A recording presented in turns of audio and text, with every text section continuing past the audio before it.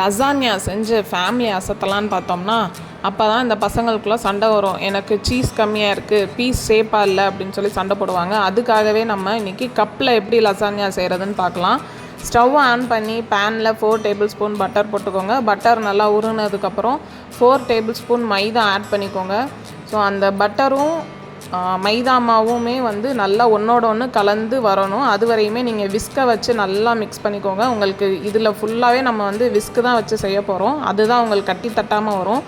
அடுத்து பார்த்திங்கன்னா stove off பண்ணிவிட்டு 1/2 லிட்டர் பால் எடுத்திருக்கேன். அது நல்லா கட்டி தட்டாமல் உங்களுக்கு வந்து நல்லா மிக்ஸ் பண்ணிக்கோங்க. கட்டியே ஆகக்கூடாது. ஸோ கட்டி ஆகாமல் நீங்கள் மிக்ஸ் பண்ணி முடித்ததுக்கப்புறம் ஸ்டவ் ஆன் பண்ணி ஹையிலே வச்சுக்கோங்க. ஹையில் வச்சு நல்லா ஃபாஸ்ட்டாக விஸ்கை வச்சு மிக்ஸ் பண்ணிக்கோங்க. கட்டியே தட்டாமல் மிக்ஸ் பண்ணிக்கோங்க. அடுத்து பார்த்திங்கன்னா உங்களுக்கு க்ரீமி டெக்ஸ்சர் கிடைக்கும். ஸோ இந்த மாதிரி உங்களுக்கு க்ரீமியாக கிடைக்கிது பாருங்கள். இந்த நேரத்தில் பார்த்திங்கன்னா 1/2 டீஸ்பூன் சால்ட் போட்டுக்கோங்க. 1 டேபிள் ஸ்பூன் ஒரிகானோ சீசனிங் போட்டுக்கோங்க. 1 டேபிள் ஸ்பூன் சில்லி ஃப்ளேக்ஸ் போட்டுக்கோங்க. ஸோ ஒரு 2 மினிட்ஸ் வரையும் மட்டும் நம்ம இதெல்லாம் ஆட் பண்ணிவிட்டு 2 மினிட்ஸ் வரையும் வச்சுருந்தா போதும். அதோடய ஃப்ளேவர் எல்லாம் நம்மளுக்கு அந்த ஒயிட் சாஸில் இறங்குனா போதும். 2 மினிட்ஸ் கழித்து நம்ம ஸ்டவ் ஆஃப் பண்ணிக்கலாம். அவ்வளோதான். இப்போ வந்து நம்மளுக்கு அந்த ஃப்ளேவர்லாம் ஒயிட் சாஸில் வந்து இறங்கிருச்சு. இப்போது நம்ம ஸ்டவ் ஆஃப் பண்ணிவிட்டு பவுலில் ட்ரான்ஸ்ஃபர் பண்ணிக்கலாம். ஆறட்டும். அடுத்து பார்த்திங்கன்னா நம்ம பாஸ்தா ரெடி பண்ணிக்கலாம். பாஸ்தா ரெடி பண்ணுறதுக்கு வந்து ஆலிவ் ஆயில் சேர்த்திங்கன்னா உங்களுக்கு அதோடய ஃப்ளேவர் நல்லா சாப்பிடும் போது நல்லாயிருக்கும். So 2 table spoon olive oil. நான் இன்றைக்கி வந்து கொஞ்சம் பூண்டை எடுத்து பொடியாக கட் பண்ணி வச்சுருக்கேன். அதையும் போட்டு நல்லா வதக்கிக்கோங்க. அடுத்து ஒரு பெரிய வெங்காயம், அது நல்லா பொடியாக கட் பண்ணி வச்சுருக்கேன். அதுவும் போட்டு வதக்கிக்கோங்க.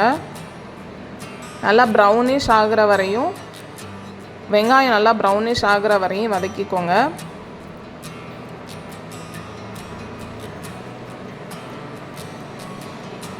Salt, chilli flakes, oregano seasoning இதெல்லாமே நீங்கள் ஆட் பண்ணிக்கோங்க.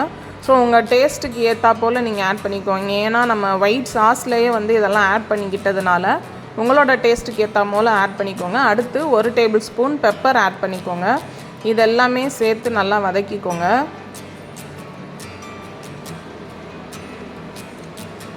கேப்சிகமும் கார்னும் ஆட் பண்ணியிருக்கேன். வெஜிடபிள்ஸாக நான் இதெல்லாம் ஆட் பண்ணியிருக்கேன். நீங்கள் கேரட் ஆட் பண்ணிக்கலாம், ரெட் கேப்சிகம், எல்லோ கேப்சிகம் எதெல்லாம் ஆட் பண்ணிக்கலாம். அடுத்து பார்த்திங்கன்னா 3 தக்காளி வந்து பச்சை தக்காளியை வந்து நான் மிக்சியில் அரைச்சி எடுத்துருக்கேன். அந்த தக்காளி விழுதையும் நீங்கள் ஆட் பண்ணிக்கோங்க. ஸோ அதோட பச்சை வாடை எல்லாமே நம்மளுக்கு போகிற வரையும் ஸ்டவ்வில் வந்து நீங்கள் வதக்கிக்கோங்க. ஒரு 5 மினிட்ஸ் தட்டு போட்டு மூடி வச்சுக்கலாம். அந்த ரா ஸ்மெல்லெல்லாம் போகட்டும். ஸோ நம்ம வந்து எடுத்த பின்னாடி பாருங்கள் இந்த தக்காளியோட கலரே சேஞ்ச் ஆகிருக்கு. ஸோ அவ்வளோதான். நம்ம இப்போ வந்து பாஸ்தா வந்து ஆட் பண்ணிக்கலாம். நான் இன்றைக்கி ஒரு 1/2 கிலோ பாஸ்தாவை வேக வச்சு எடுத்திருக்கேன். ஸோ அதை நான் ஆட் பண்ணுறேன். பேனில் பார்த்திங்கன்னா ஆட் பண்ண அது கோபுரம் மாதிரி மேலே போய்கிட்டே இருந்துச்சு. அதனால் நான் குக்கருக்கு மாற்றிட்டேன். பாஸ்தாலாம் ஆட் பண்ண பின்னாடி அந்த தக்காளி விழுது, வெஜிடபிள்ஸ் எல்லாமே சேர்ந்து மிக்ஸ் பண்ணுறாலையும் நான் பாஸ்தா வேக வச்ச தண்ணியை ஆட் பண்ணுறேன். ஸோ உங்களுக்கு அதில் எல்லா பாஸ்தாவோட ஃப்ளேவர்லாம் இருக்கும் இல்லையா? ஸோ அதை நம்ம சாப்பிடும் போது உங்களுக்கு நல்லா ஃப்ளேவர்ஃபுல்லாக டேஸ்ட்டாக இருக்கும். அந்த தண்ணி நம்ம ஆட் பண்ணியிருக்கோம் இல்லையா? ஸோ அது வந்து உங்களுக்கு சுண்டுற வரையும் நல்லா மிக்ஸ் பண்ணிக்கோங்க. அவ்வளோதான். இப்போ பார்த்திங்கன்னா தண்ணி எல்லாமே இழுத்துருச்சு. ஸோ இப்போ pasta ready, white sauce ready. இப்போ நம்ம கப்பில் போய் அரேஞ்ச் பண்ணிடலாம். First layer white sauce add பண்ணிக்கோங்க. நெக்ஸ்ட்டு லேயர் சீஸ் ஆட் பண்ணிக்கோங்க. ஸோ நெக்ஸ்ட்டு பாஸ்தா ஆட் பண்ணிக்கோங்க. அடுத்து ஒயிட் சாஸ் ஆட் பண்ணிக்கோங்க. அடுத்து பார்த்திங்கன்னா சீஸ் வந்து அப்படியே மலைச்சாரல் போல் அப்படியே பரவலாக போடுங்க. இல்லை சீஸ் லவராக இருந்தீங்க அப்படின்னா கோபுரம் மாதிரி நல்லா மேலே மேலே அடுக்கி வைங்க.